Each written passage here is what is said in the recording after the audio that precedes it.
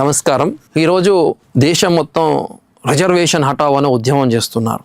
అయితే నేనేమంటున్నా, రిజర్వేషన్కో బచావ్ అని పిలిపిస్తున్నా. ఇప్పటికి ఎందుకు అంటున్నా అంటే, మరి కుల వివక్ష నిజంగా అంతమైందా అనే ప్రశ్న మనం ఒకసారి చూసుకుంటే, రిజర్వేషన్ను వ్యతిరేకించేవారు తరచూ చెప్పే మాట ఏమైనా ఉందా అంటే, కాలం మారిపోయింది, కుల వివక్ష లేదు కాబట్టి రిజర్వేషన్లు అవసరం లేదు అని అంటున్నారు. మరి ఈ మాట వినడానికి చాలా బాగుంది, కానీ ఈ మాట మన సమాజంలోని వాస్తవాలను ప్రతిబింబిస్తుందా అని ఈరోజు ఒక ప్రశ్న ఇస్తున్నాను. ఒకసారి మన దేశాన్ని ఒక్కసారి మనం విశ్లేషణ చేస్తే, పరిశీలిస్తే, ఇప్పటికీ నేటికి కులం పేరుతో గ్రామాల్లోకి పోతే కులం పేరుతో అవమానాలు జరగడం లేదా? ఇప్పటికీ కులాంత వివాహాలు జరిగితే యువజంటల పరువు హత్యలకు ఎన్ని మనం చూడలే? ఇప్పటికీ అనేక ప్రాంతాల్లో కూడా కులం ఆధారంగా సామాజిక బహిష్కరణ, వివక్ష గురవుతున్నారు. అసమానత వార్తల్లో ఎన్ని న్యూస్ పేపర్లో మనం చూడలేదు. ఒకసారి మనస్సాక్షిని మీరు ప్రశ్నించండి.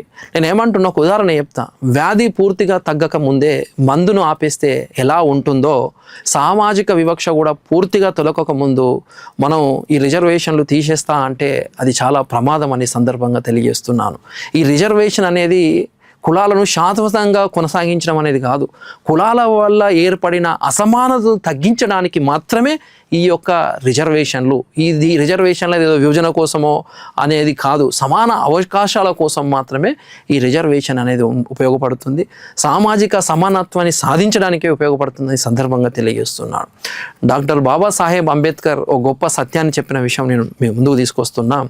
రాజకీయ ప్రజాస్వామ్యం మాత్రమే సరిపోదు, సామాజిక ప్రజాస్వామ్యం కూడా రావాలి అని ఆనాడు అంబేద్కర్ గారు చెప్పాడు.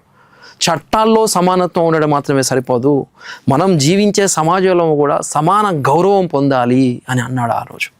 ప్రతి వ్యక్తికి కూడా తన కులాన్ని చూసి కాదు, తన ప్రతిభను చూసి గౌరవం లభించాలి. ఆ రోజు వచ్చినప్పుడు మాత్రమే రిజర్వేషన్ల అవసరం గురించి మనం కొత్త చర్చ చేద్దాం. కానీ ఆ రోజు ఇంకా రాలేదు. అందుకే ఈరోజు మన బాధ్యత ఏమైనా ఉన్నదా అని ఒక్కసారి ఆలోచన చేస్తే, రిజర్వేషన్ను విమర్శించడం కాదు, సామాజిక వివక్షను నిర్మూలిద్దాం, అసమానతలను తగ్గిందాం. ప్రతి చిన్నారికి, ప్రతి యువకుడికి, యువకురాలికి, ప్రతి పౌరుడికి సమాన అవకాశాలు కల్పించడమే అదే నిజమైన సామాజిక న్యాయం, సామాజిక ఉద్యమం, మన భారత రాజ్యాంగం యొక్క లక్ష్యం.